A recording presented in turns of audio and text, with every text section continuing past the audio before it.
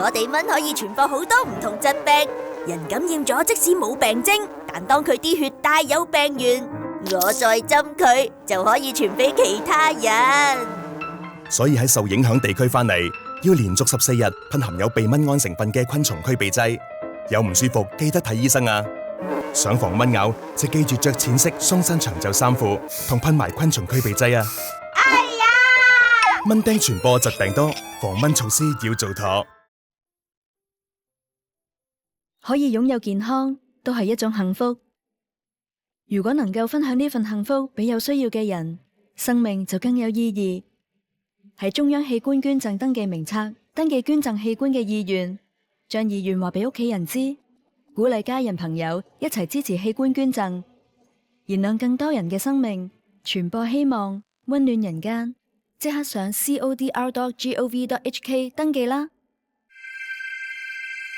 流感活躍程度持續上升，接種疫苗係預防季節性流感同併發症嘅最有效方法之一。季節性流感疫苗接種計劃已經展開，合資格嘅高風險群組可以免費或獲資助接種疫苗，資助範圍擴大到涵蓋所有18至49歲嘅長期病患者。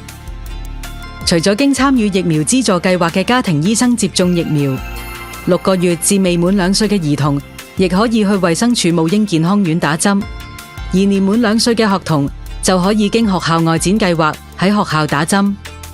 其他合資格人士可以去家庭醫生或者公營接種點接種疫苗。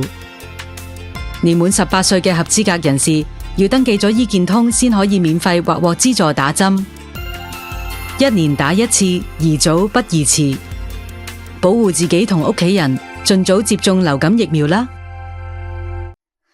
每個人嘅情緒總會有起落，可能嚟自學業、家庭、工作或者健康。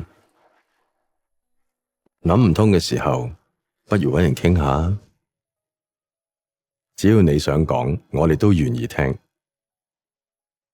同埋搵合適嘅人幫你手。行出第一步，或者睇到更多可能性。情緒通18111